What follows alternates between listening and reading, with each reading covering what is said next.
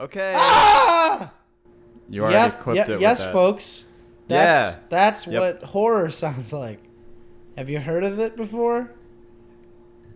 Ah!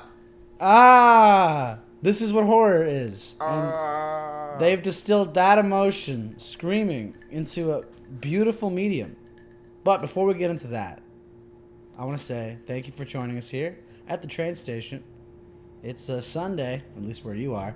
And today we got an episode on film, episode on movies, more specifically, the spookiest of movies, to celebrate this beautiful month of October. So, Justin, got any words on the topic? On horror? Yeah, whatever. A little intro. Yeah. I started to fall into enjoying horror like last year, probably. Like much harder than ever before. Just with, I think, Hereditary. Got you off on it? Really started me on it. Like, it just was like just the big thing that kind of was like, wow, this can be artsy and horror can be scary. good films. It Yes. can be a film, not a movie. It could, yeah, exactly. But obviously, I had taken horror cinema classes before seeing that movie, so I had an appreciation for what they could do subconsciously, kinda, and like how horror works and operates. But how about what's your background on like my background in horror? Well, I guess I'll start by saying I fucking hate horror. I really do. I always have. I doesn't mean I don't watch horror movies. I watch a fair amount of them, but growing up, I really didn't like them. Whenever a lot of people go through phases when they're like in middle school, where they can finally start watching movies without the parents whatever. So they're watching a bunch of R-rated horror movies and close the window maybe, and that like I didn't do that. I hated it. If I would see a movie in theaters and there was like a bloody gory scene, I used to like look away. I'm not a huge fan of the gore. Still, I've grown out of a lot of it. I can watch horror movies now. I like horror movies. I have a lot of horror movies I do enjoy, but I've never got past the gore. Interesting. If it's like 80s, sometimes it's but like really, like I'm fine with bloody scenes. You know that I'm fine with like intense stuff, but like torture and like body horror stuff with bones and mutilation. Saw. I will never watch a Saw movie. I won't. Yeah. I will never watch a Saw movie. I don't like body mutilation. I've never seen I've never seen any of the big slashers really. The first horror movie I ever saw was The Devil Inside, which made a lot of waves in the 2010s. For being just like a scary movie. It was middle school era for me, and we were just like, oh, let's watch a scary movie tonight. That was the first one I ever saw. That lady who was possessed, which is pretty much what the whole movie's about. It's like a mockumentary. It's a documentary. It's a fictional doc. Yes. About this lady who's possessed, and she's in the Vatican, and she's trying to get help. Very just kind of B-movie style thing. Yes. But it freaked me out. With that being said, what was the first hard horror movie that you ever saw? Insidious. Took me 2 tries. Never saw it, I've heard a lot about it. When I was in 8th grade, yeah, my dad has a creepy basement, unfinished basement. I've never seen your dad's basement either. Don't. Okay. It's scary. It's scary down there. Okay. And I used to spend a lot of time in the basement watching television as a kid. Like when I was like middle school, I used to just binge shit. I'd stay up late watching television, 1 or 2 in the morning, just John watching TV and shit. Like some 50-year-old dad shit.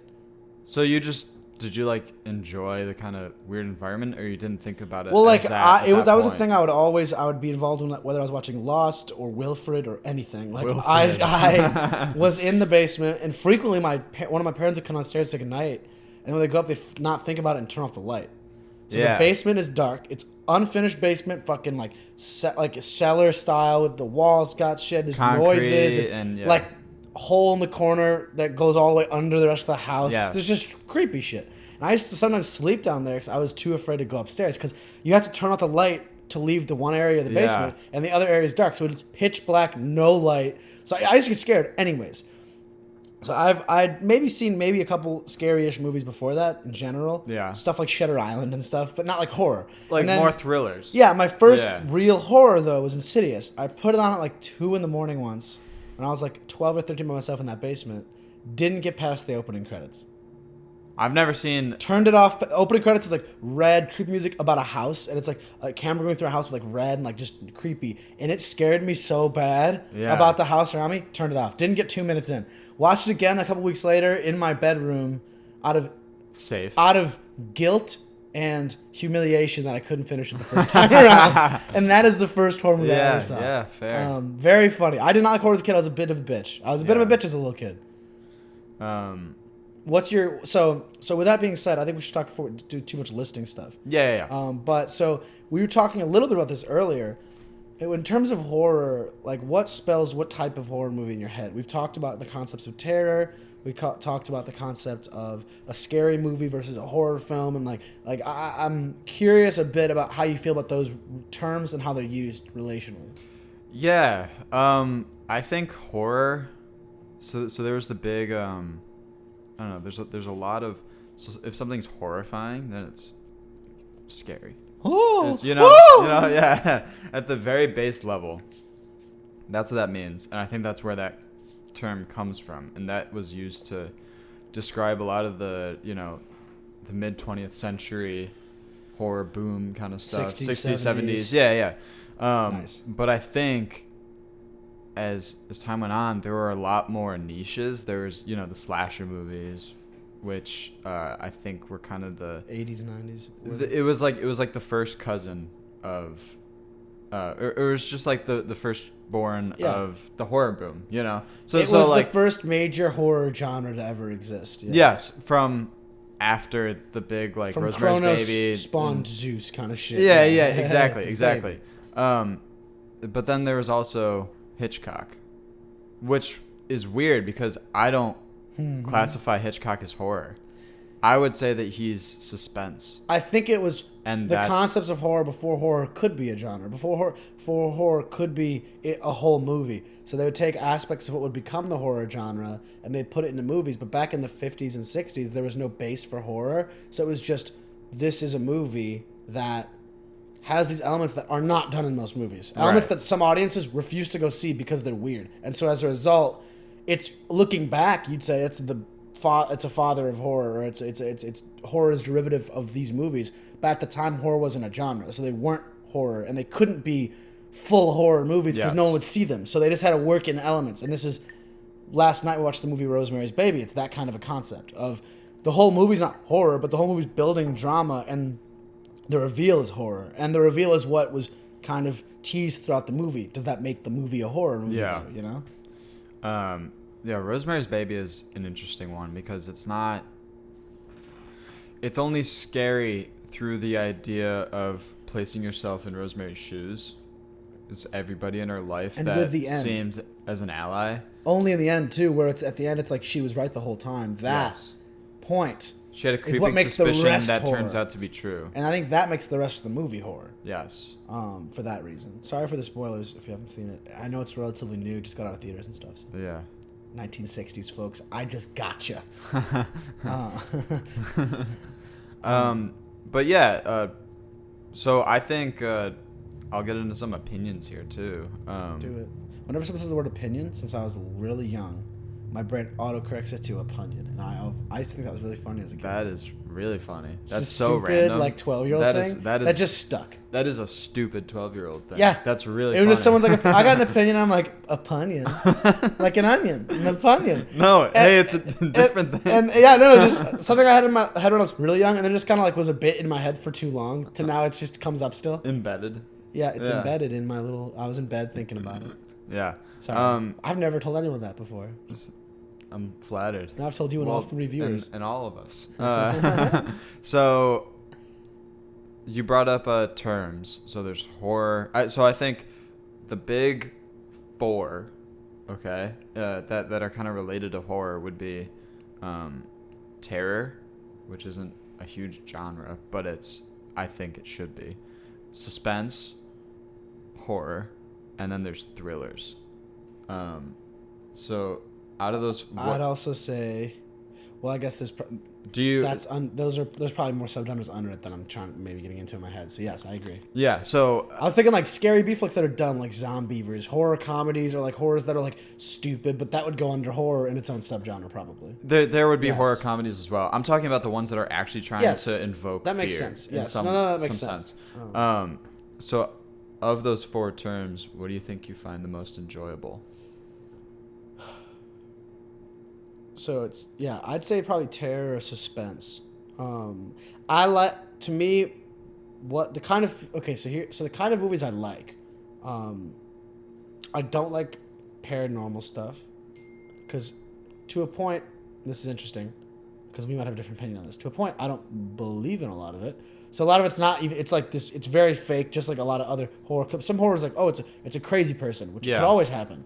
That stuff's better to me than something that I don't really believe in ghosts. So the idea of ghosts isn't super scary. And a lot of those movies, the way it goes is kind of like there are some genres of horror that very easily go into like, hey, why aren't the characters doing this? And those movies I like to watch, but they're not scary to me. Where it leaves common sense in the dirt. The scariest movies to me are the ones that could happen, primarily, or even if they couldn't happen, the characters are forced in their environment, isolated. It's a forced isolation, not an isolation just due to the genre. All horror movies have isolation. Yeah. Every horror movie is isolated.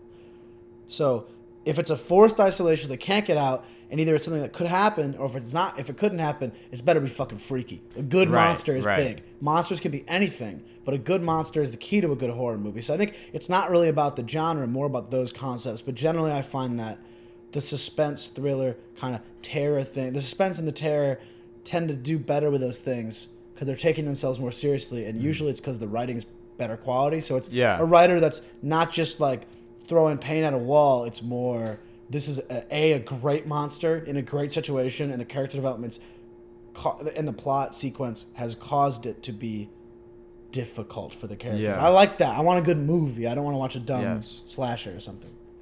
Yeah, that's my long-winded answer. What about you? That's what I. Hey, that's what you come here for. Yeah. My long-winded answers. Talking. We're here for talking. So.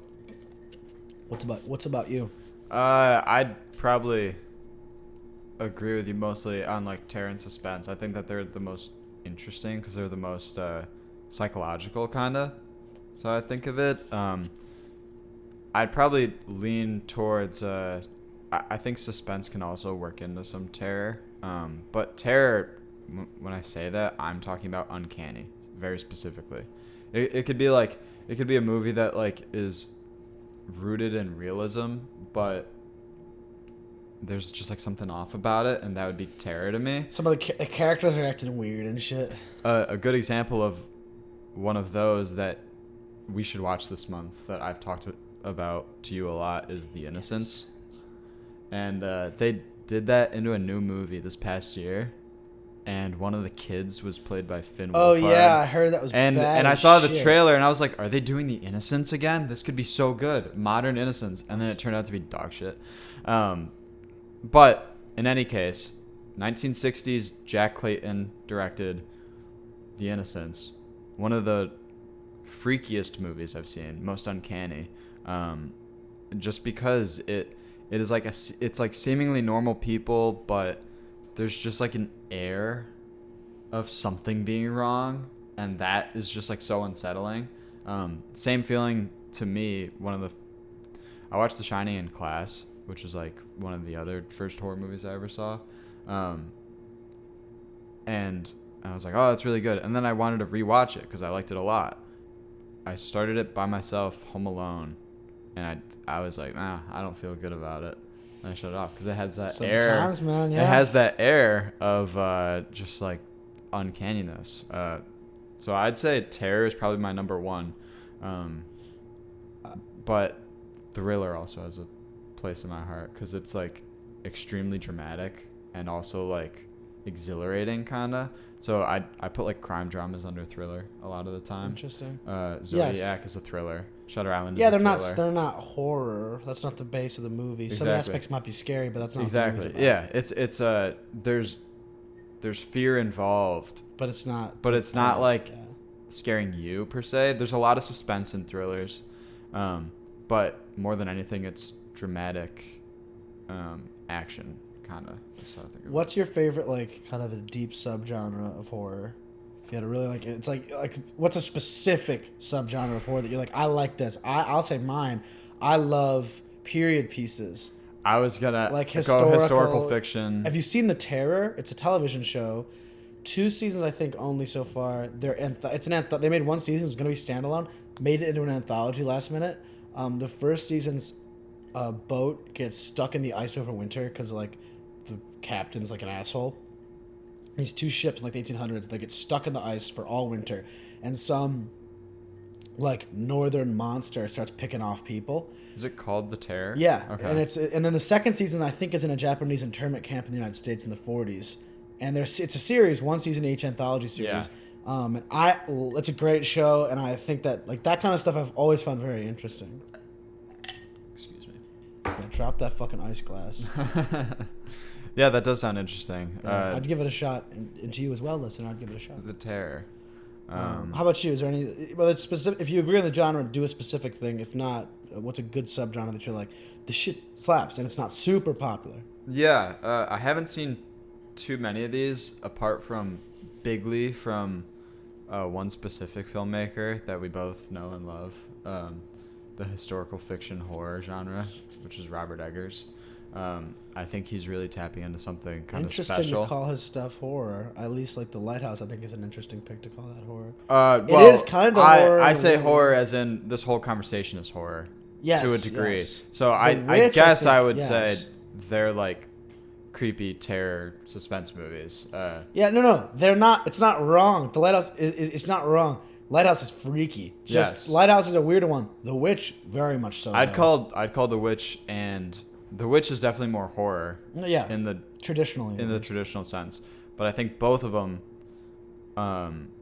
operate with much more suspense than anything else because you're trying to figure out what's happening as it goes along, and the characters are trying to figure out what's happening as it goes along. And it's freaky movies. If you're watching them at night by yourself in your house, you're going to be kind of freaked out. Yeah. So those kind of things where it's sit around a campfire, talk about something that happened a long time ago with unsettling circumstances. Mm-hmm.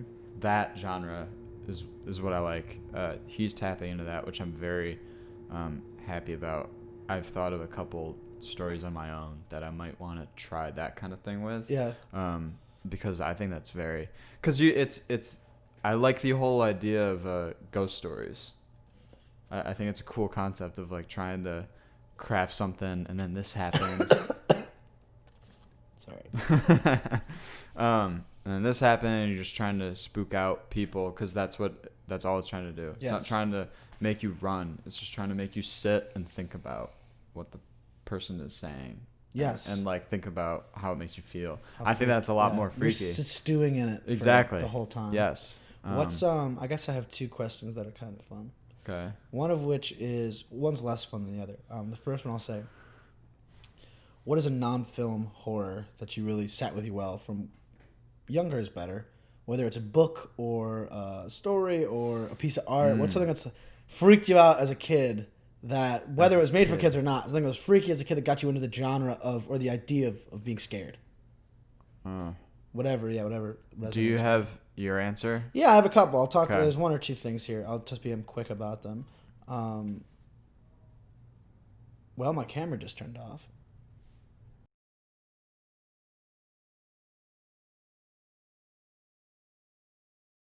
Let's do it. Yeah.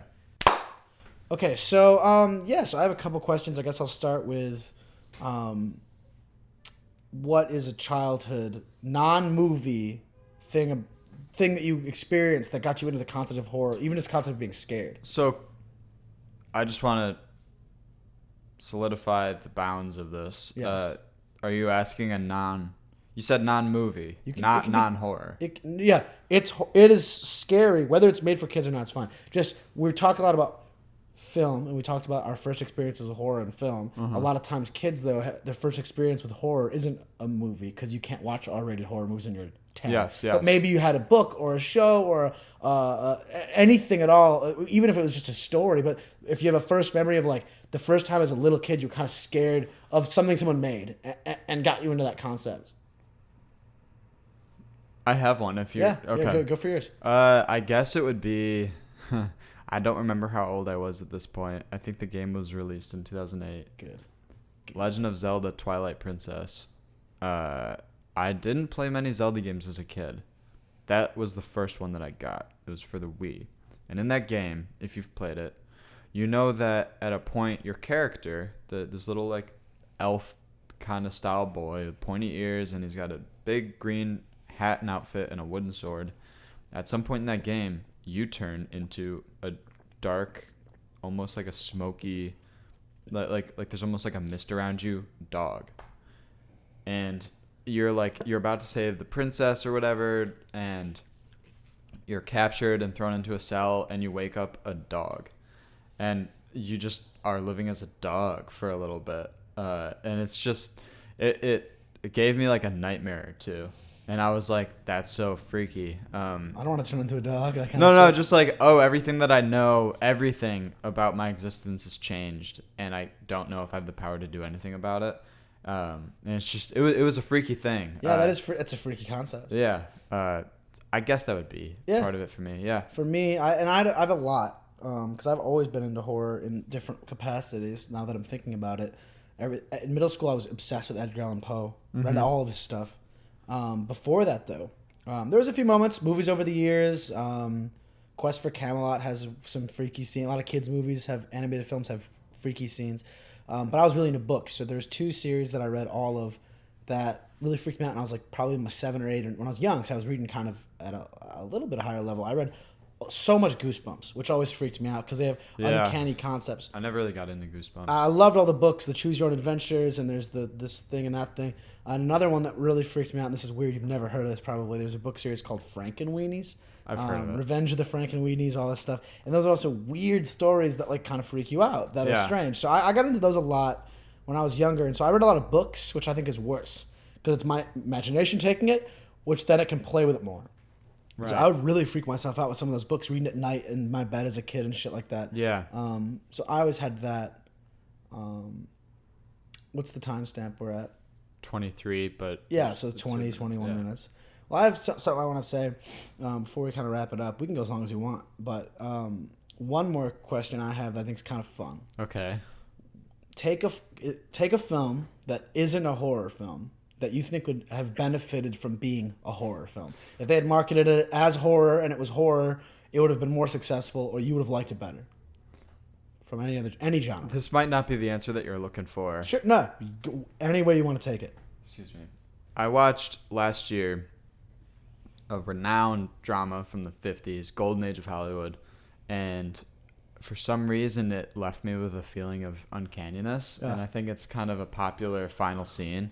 But I think if that movie I think this is what you're asking. If that movie dove more, but you're asking marketing kind of. No. It can be the way the film was made. Okay. If it was made more uncannily as it was in the end, I think I would have enjoyed it more, and I think it would have been a very firm kind of it'd be like a bold statement in the genre of like scary movies. Yeah. Sunset Boulevard. What's the plot line what's the plot line currently, and what would it have done differently if it was? The plot currently is a writer who's looking for his next project, who's kind of like, he's like a youngish guy who's like kind of trying to make a name for himself. Had a hit or two once. He's looking for his next project, kind of down on his luck. He comes across in some manner an old mansion, and he thinks it's abandoned or something. He's like hiding there. And there's an actress. There's an old film actress. That's cool, bro. Yeah. Who was very popular in the silent era, who's pretty much never left her house for the last like 15 years. Agoraphobic. She worked a lot with Cecil B. DeMille, who was a lot more popular in the silent era, and then he did some stuff in the 50s like the Ten Commandments, popular 4-hour movie, and then in the end she essentially, I don't know if it was intentional or not, spoiler alert, she ends up killing the writer in some like derangement. Yes. But it's not really a spoiler because He when represents, you turn on the movie, it's a monologue and it's a guy face down in a pool. You know he died. And he was like, this is the story of how he died, pretty much. Interesting. And then the whole movie plays out after that. So it starts with a little uncanniness, like this is a flashback of before somebody died. Yeah. And it looks like it was a gruesome death. It's like shit goes off the rails at some point. Yeah. And but if along the way, in the beginning and the middle, it catered to more of that like uncanniness and creepiness, I think it would have served the film well. I feel like it was playing it safe by not doing more of those things. Because of the time period. Because of the era, yeah. Yeah, that's interesting. How about you? This has been said before. I think I've talked about this on another podcast that I worked for before, but I think this would be really interesting, especially because this movie was a critical failure. Everyone knows this film is a bad movie. 2015, I believe, was the year. 2015's Fantastic Four. Fantastic Four. Never seen any of the movies, but I'm familiar. Fantastic Four has never had a successful film. They made one in the 90s that didn't even get released because it got pulled funding. They've made two in the 2000s that were classic 2000s superhero movies that got decent. I liked them as a kid, but they technically weren't very good films. 2015 had Michael B. Jordan alongside a couple other actors that were younger. What's his face? Miles Teller. I think, okay. is in it. I think he's Reed Richards, the Mr. Fantastic. Yeah. You don't have Fantastic Four, a group of scientists and their cohorts, i.e. wife, i.e. younger brother. So it's different versions have them all as scientists versus not. But they go up into space to study cosmic rays. The cosmic rays breach through the hull of their ship, and they're given superpowers. The Thing, Invisible Woman, Mr. Fantastic, stretchy powers, Human Torch, flame powers. That's a really cool concept. The movie itself is a little freaky, and I've seen some freaky stuff. There's a comic I read when I was younger where Doctor Doom tortures them in this comic, where he like inhibits their powers by putting Johnny in a room without any oxygen, so he can't flame on. And he drops the temperature. And then he puts Mr. Fantastic, stretches him out really far, and then freezes him. And Invisible Woman, I can't remember what he does to her hair, but he puts her in some like electron field. And the Thing, he like puts him encased in water and like drown. That's happened before. And in 2015's movie, there's kind of this weird moment when they all get their powers where it's almost like Cronenberg-esque. And I think having a Cronenberg style Human Torch or Fantastic Four horror would be interesting, where they gain these powers and then the powers are kind of gruesome. Yeah. The Thing mutates into this disgusting rock monster and loses half of his IQ. The Human Torch feels the fire burning his skin off. The Invisible Woman has trouble staying visible and physically can't stay visible and can't touch things anymore. And Mr. Fantastic's body's coming in and out of being able to control how much it's moving. So that aspect of their powers, mixed with then the fact that the government is trying to get their hands on these government scientists who crash down somewhere. They realize these people are, quote unquote, this isn't a superhero movie, so they're monsters and they're kind of on the run. And the four of them are on the run from the government. Maybe at the end they find a way to control their powers and they can become superheroes. Maybe the government gets their hands on them, uses them as test subjects, maybe whatever. But I think that is a lot you could mill in the horror genre in kind of a body horror Cronenberg-esque monster movie. Yeah. Big thing I've always thought. And that movie was so bad in terms of, I didn't think it was that bad, but it was so bad in terms of no one fucking liked it. Yeah. I think if they went, I always say if superheroes do different genres, they'd be more successful. Yeah, that's definitely a perfect thing to do horror with. I was excited I've never seen the first Doctor Strange, but when the second one got announced as being a horror, rated R, I was like, what? And then I got really interested in that idea because I know that Doctor Strange was like manipulating reality and in multiverses and things like that. So I was like, and it's Benedict Cumberbatch, who I think is a cool actor. Yes. So I was like, that would be a sweet movie, a horror, rated R, Marvel, Doctor Strange movie. Yes, yeah. It just sounds so cool. I'm very ready for that movie. And whenever. Yeah, because now it's probably not a horror anymore for Disney. Partially, partially, but they wanted to make it PG-13, which made the director say no, and then they kicked the director, and so then now the new director's taking some changes, and so it probably isn't going to be. Yeah. Originally, what they were going to do is they were going to do a movie where pretty much he has to communicate with hell and the devil, and he goes through different universes, and there's a lot you can mill there in terms of there are some dark Marvel universes. There's a universe where all of the Marvel superheroes have their powers are bad, scary bad. Yeah. There's Marvel Zombies universe where Peter Parker eats his aunt's face, and Captain America single-handedly shuts down the government, and like they're still thinking like the superheroes, Yes. but they are so hungry for flesh. And in that universe, they kill everything in the universe. That's They go to crazy. every planet because they're still smart and shit. Yeah. And they go to every universe and eat every living thing ever and make them all into zombies. It's ridiculous. So there are some really Yeah. scary Marvel things, and I think that's where they'd be going with it. If they decided to do it, that's what they were gonna have him visit those universes. Yeah. And I was so fucking excited for that reason too. Yeah, that's really cool. But I think that horror is a good encapsulating genre that's been too isolated for too long. It's been horror movies over here, the rest of stuff over here, and I think that since it's starting, aspects of horror are starting to leak into movies that are more mainstream, and there are starting to be some high-budget mainstream horror. I think that's really good. Yeah, I'm really excited for the next 10 years because with the end of the 2010s, we started to see a lot more, not even necessarily commercially, like mainstream movies. Like I think Jordan Peele would have the biggest, like what you could call horror. Like I'd call his stuff more thriller, to be honest, but it would fall under the horror and commercially successful, and mainstream successful. But there's still those more artsy directors like Ari Aster, Robert Eggers, Yes. The lady who did the Babadook and her newest movie, The Nightingale. She's also one of those names that I've heard a lot about.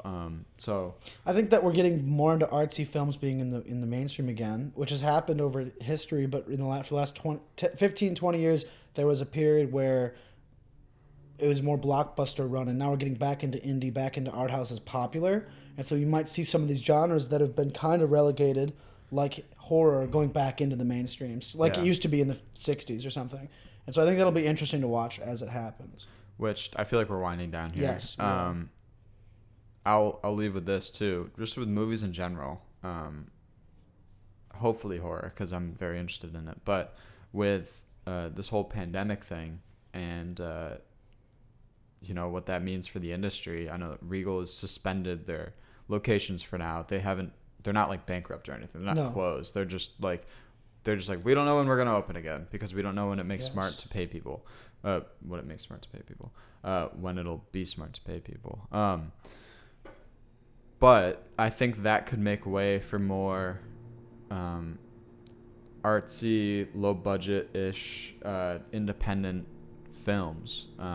That could be blending genres, because I feel like that's where art in general is leading. With music and whatever as well. Yes. So yeah, I think I'm excited for what the next 10 years has to bring. I am as well. And I'll say this then, thank you for joining us. Sundays at the Station. Sundays at the Station. Have a nice October. Enjoy yourself. Watch some horror movies. It's the right time to. And I like to see how this kind of genres might move. Damn it. You do an outro here. Thank you for tuning into Sundays at the Station. Sundays at the Station. I'm John Sherburne. I'm Justindcha. And we're saying love you. Good night.